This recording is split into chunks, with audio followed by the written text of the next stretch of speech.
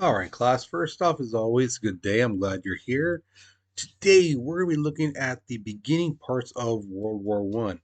Now, here's the thing, though, with you guys, because the U.S. we didn't join right away, and today you're going to find out why we didn't join up right away, even though our allies, which was Britain and France, were in this war. Why didn't we support them? Why didn't we jump in there? You're going to find that out today. And also, during that time while the war was happening, the United States was going over a couple things, and that's what we're going to look at today. Okay. So, let's go ahead and see your objectives. We're going to analyze the significance of the suffrage movement. Now, I've used that word several times in the past, suffrage. So, if you remember, awesome. If you don't remember what it means, no problem. We're going to go over it again today. We're examining the importance of prohibition, all right? And we're going to create an argument on who had more influence, religion, women, or employers. Okay, so get to your warm up picture. All right, so there it is. Okay, so what do you think this artist is trying to say about prohibition? Now, again, I know a lot of you guys don't know what that word means, and that's okay.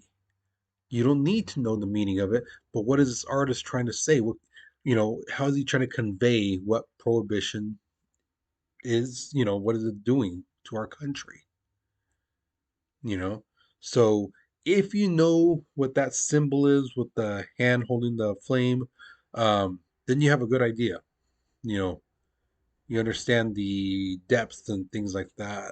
Okay. And if you need a little help, look at the writing on the very, very bottom. That'll give you a nudge into this artist's idea about prohibition. Okay, so go ahead, analyze the picture, pause the video, write your response because we're moving on in three, two, one. All right, so isolationism. Now, that is a real thing. It's a policy of remaining apart from the affairs or interests of other groups, especially when it comes to politics affairs in other countries. So it's basically like if you ever seen like a couple fighting and they're just screaming, yelling at each other, and you're like, I don't want anything to do with that, and you try to separate yourself from that.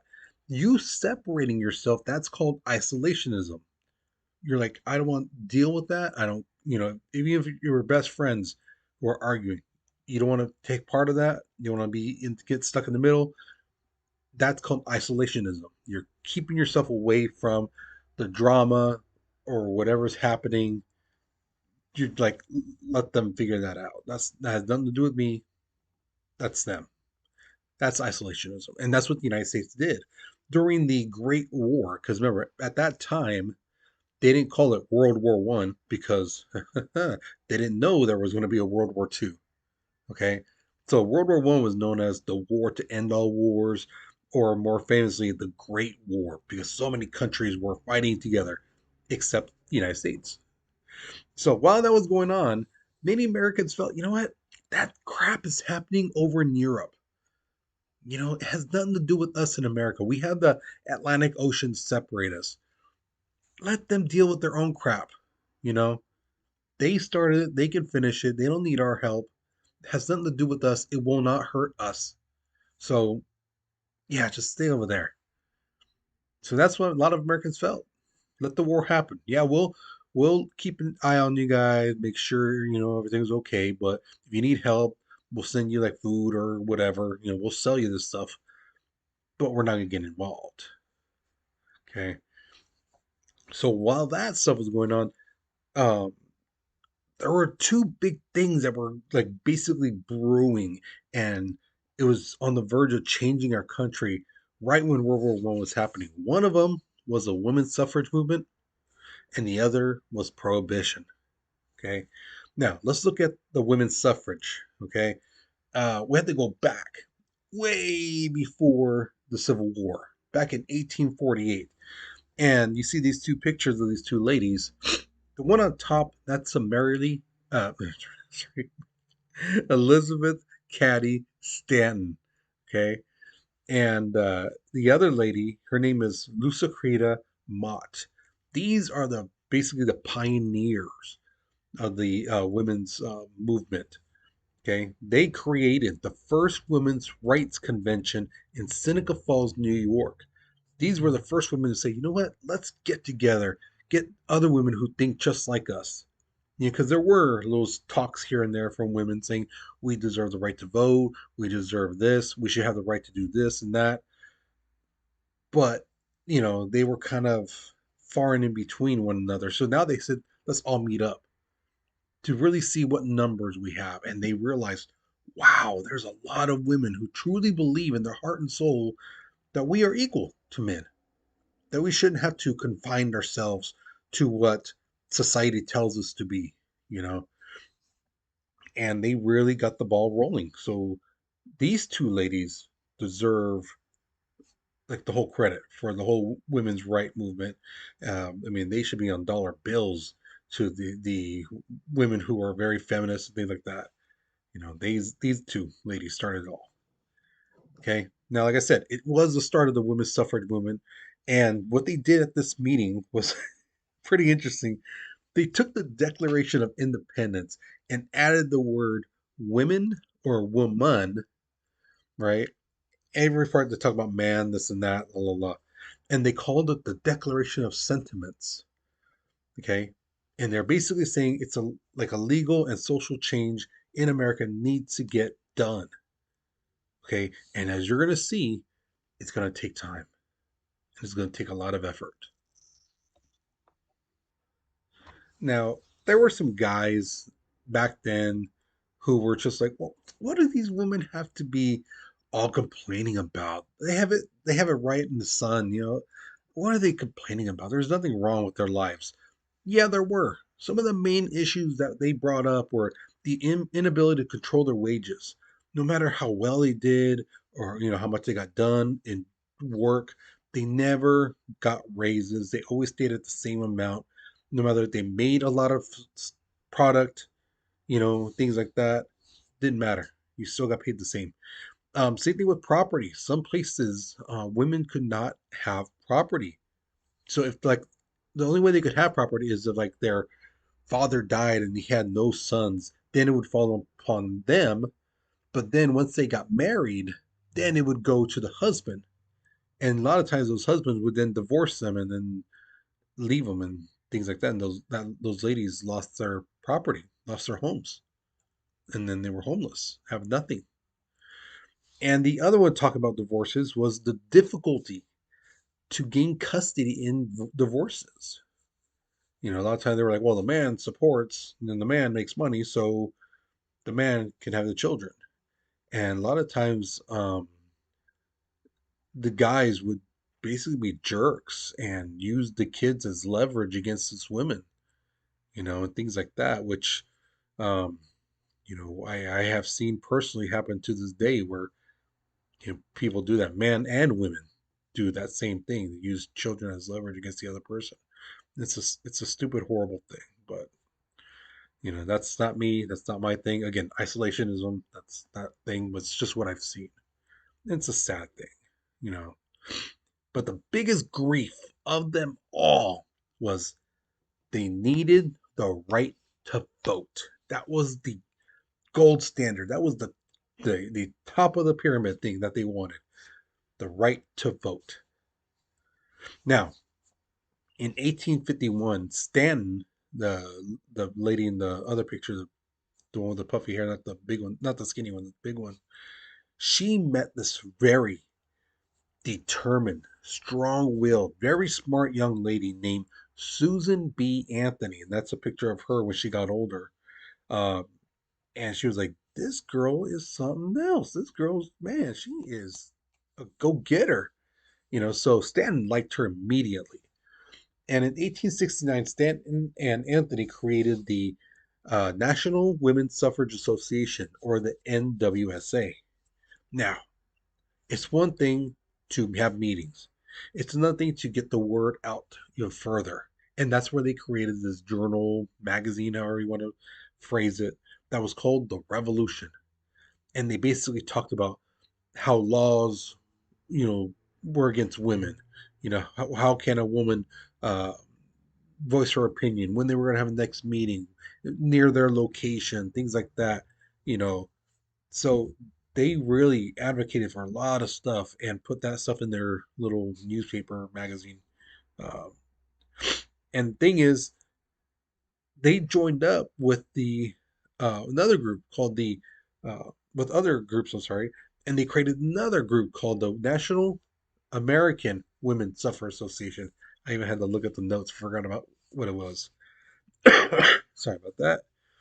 And the thing is, as time got crept closer, now we've gone through the Civil War. Now we've gone through the Reconstruction. Now we're in the Industrial Age. We're getting to the 1900s. The thing is, women were basically given little rights here and there. Some men thought, oh, if we give them a little something, they'll shut up. We give them a little this, we'll keep them quiet. Um, it was nice. The women were like, okay, we appreciate it, but we want the vote.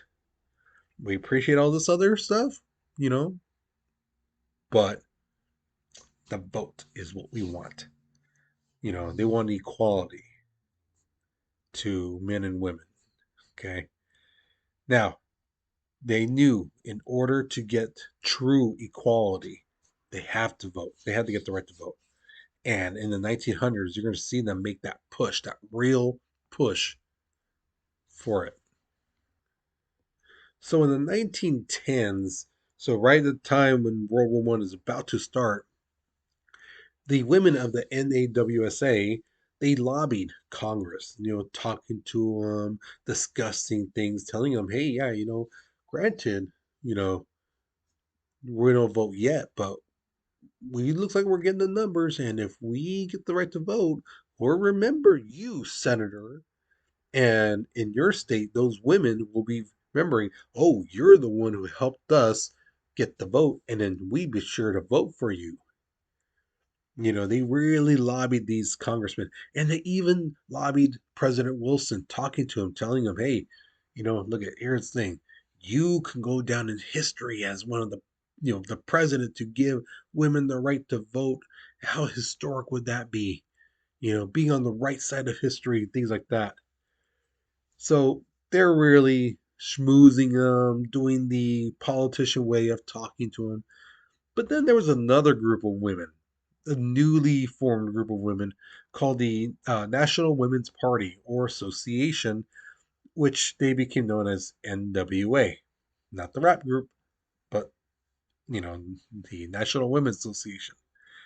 And they tried a different tactic. So instead of being cordial, civil, meeting and have different meetings and discussing things, quietly, these women were shouting, picketing, hell no, we won't go. Want the right now, all we know, la la la. And they're chanting, screaming at the White House, at Congress, basically yelling, saying, we want the right to vote. We want the suffrage movement to pass.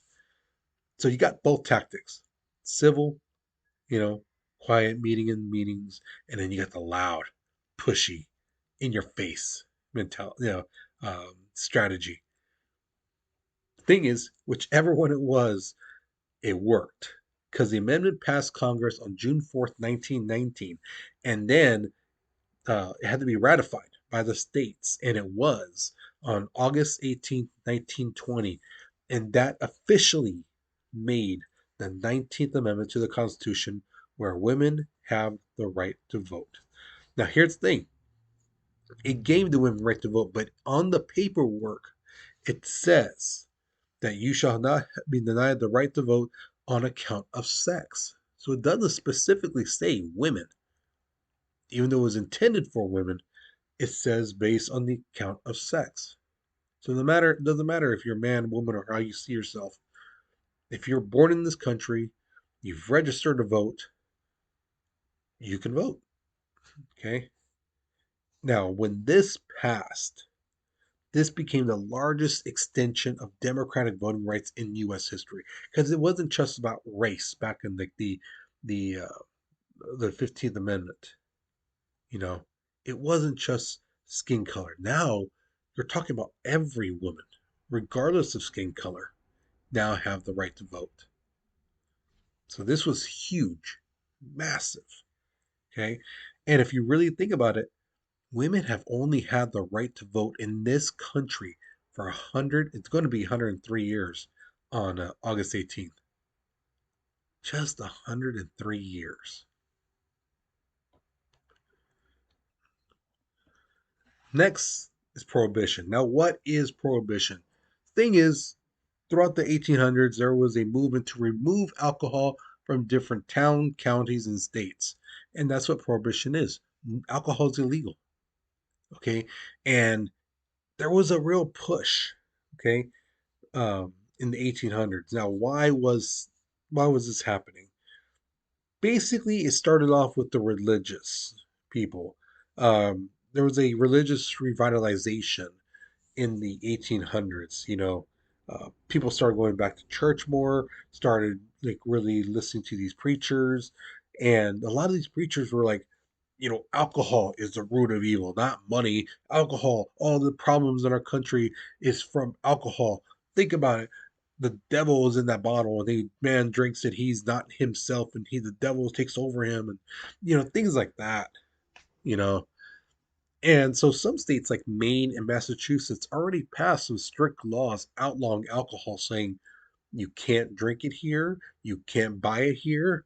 Um, when a county doesn't sell alcohol, like Fresno County or Tulare County or Kern County, Kings County, if one county does not sell alcohol, it's known as a dry county. So if you ever drive around, you ever go you're traveling somewhere and they say, "Oh, this is a dry county," then this area does not sell alcohol. You have to go to the next county and they might sell alcohol, you know. So yeah, so just keep that in mind. It's a little thing that they still have them to this day, believe it or not. There are still some places around the country they say they're a dry county. So yeah. Okay. Thing is, not all states were like that. But here's the thing though. There were some counties in each state that said, no, we don't want alcohol here. So they passed laws saying, where we live, we don't want alcohol here. Okay. So that was voted on by the people. So by 1900, the idea of outlawing alcohol was growing. And people who were going to church some people were really feeling it, some people weren't. But the thing was, a lot of people who were feeling it were women. Women were like, you know what?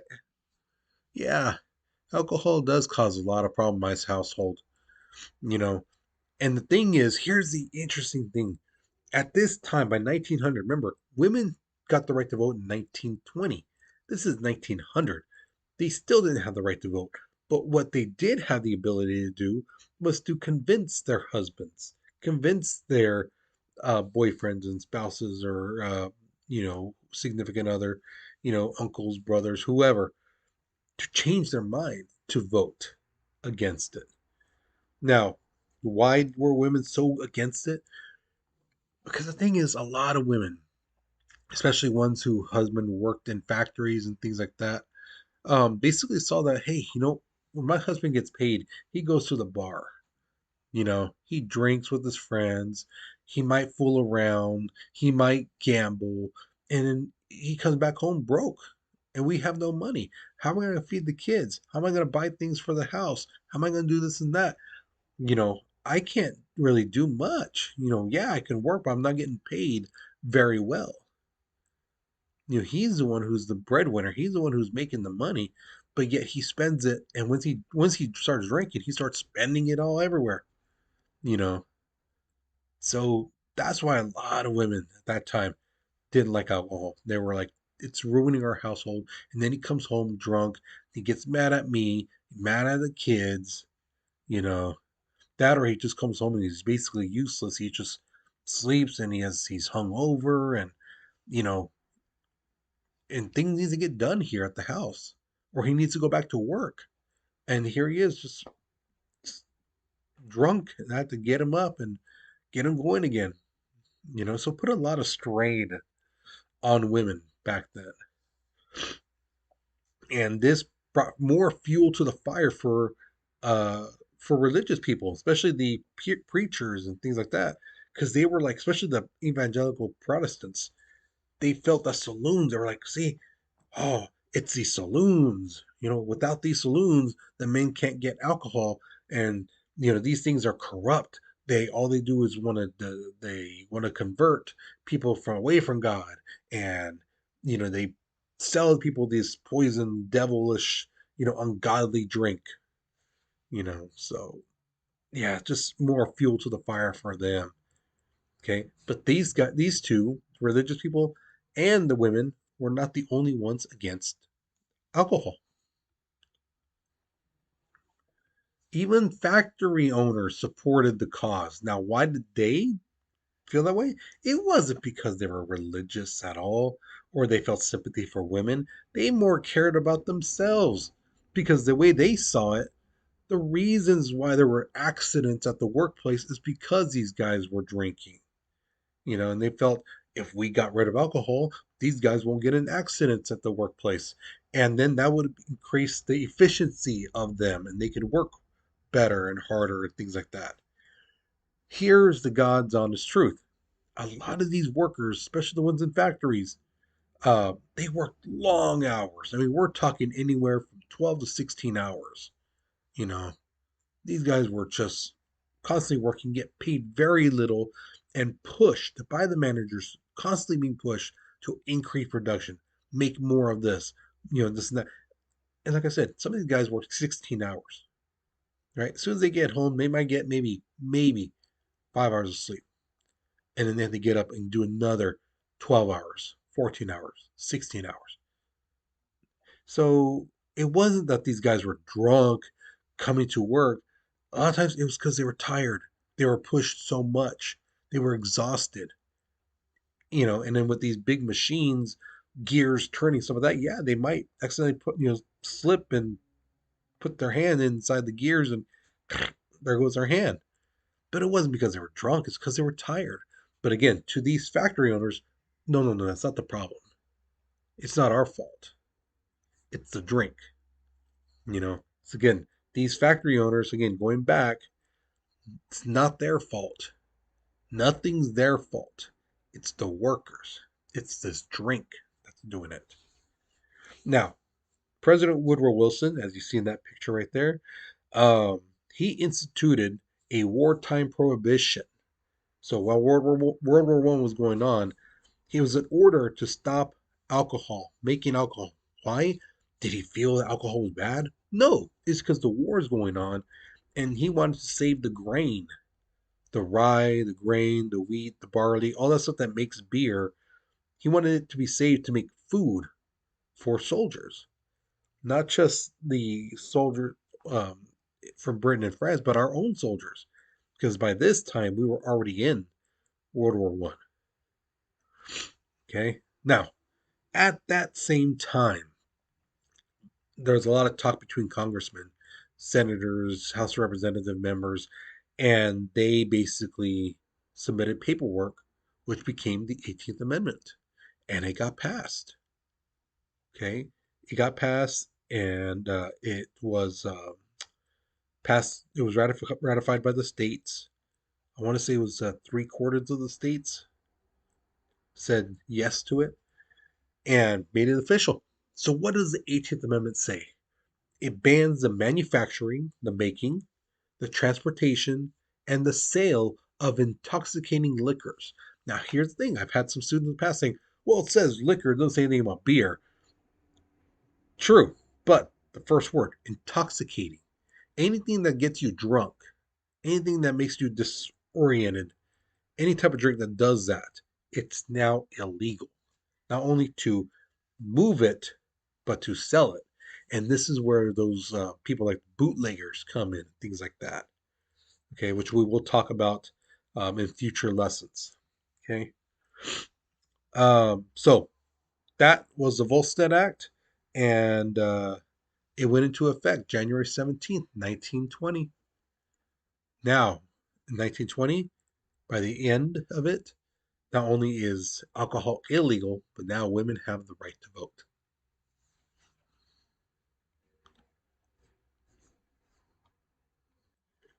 All right. So here's my question to you. Okay, so remember I told you the first women's rights meeting was 1848, years before African Americans. Before we have the Civil War even. But yet African American males had the right to vote.